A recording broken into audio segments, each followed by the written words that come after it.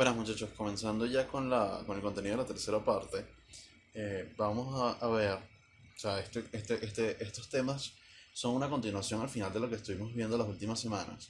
Sin embargo, aquí ya le vamos a poner nombre y apellido a las distribuciones probabilísticas con las que vamos a trabajar. ¿Por qué? Porque ya hay un extensivo estudio de los fenómenos científicos, económicos, sociales, ¿sí? Que se han ido encontrando a lo largo de los tiempos, de tal forma que se han podido definir ciertos patrones probabilísticos recurrentes y que son adaptables a estos fenómenos.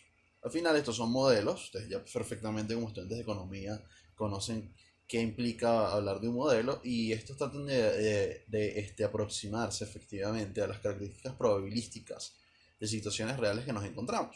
Entonces va a haber una lista de ellos que vamos a ir estudiando, que tienen, obviamente, va a tener sus características y sus aplicaciones.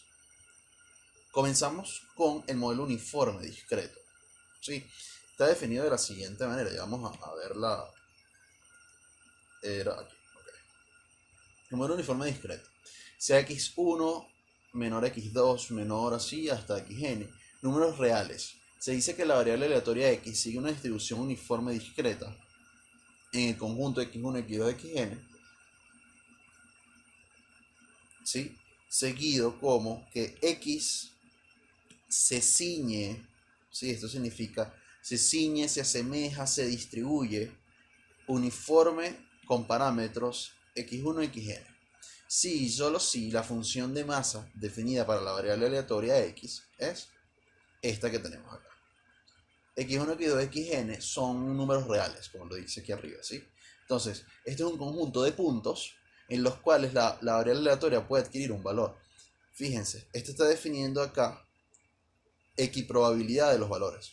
¿Por qué? Porque vamos de x1 a xn, ¿no? Entonces sería 1 entre n la probabilidad de cada uno. Esto es la teoría clásica, ¿sí? De la equiprobabilidad, de un espacio equiprobable.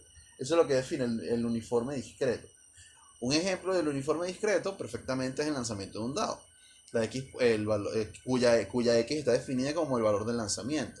Entonces, X va a ir con los X1, X2 hasta Xn, ¿no? Que sería del 1 al 6, son 6 nada más, y la probabilidad asociada o la función de masa asociada al lanzamiento, a detectar ese lanzamiento del dado es 1 sobre 6. ¿Sí? O sea, que aquí pasamos de un experimento que hemos visto desde el comienzo de la materia, ya le damos o lo asociamos a una distribución de probabilidades específica.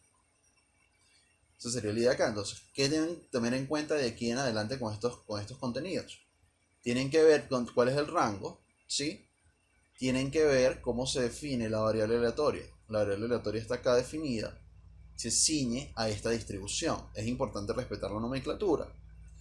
Y tienen que tomar en cuenta que estos son parámetros. Lo que normalmente va a acompañar a esta definición, a esta simplificación de nomenclatura de la distribución de probabilidades, se le llama parámetro. Ustedes tuvieron que haber estudiado parámetros y estadísticos posiblemente por encima en estadística 1. Un parámetro es un valor poblacional, ¿sí? Asociado a la media, la varianza, la simetría o cualquier otro indicador, depende de la distribución de probabilidades. Va a tener un parámetro, un valor poblacional.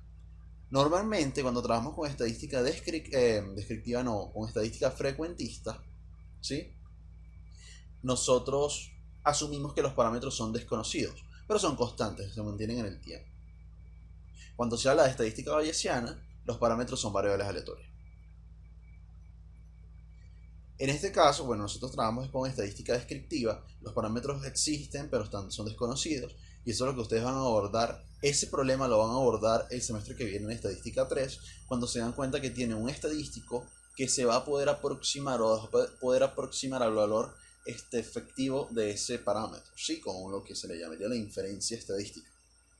Pero aquí en probabilidades lo que les interesa saber es que estos son parámetros asociados a la distribución, y si estos difieren, van a crear distribuciones diferentes. O sea, aunque son de la misma naturaleza, la distribución va a diferir entre variables aleatorias.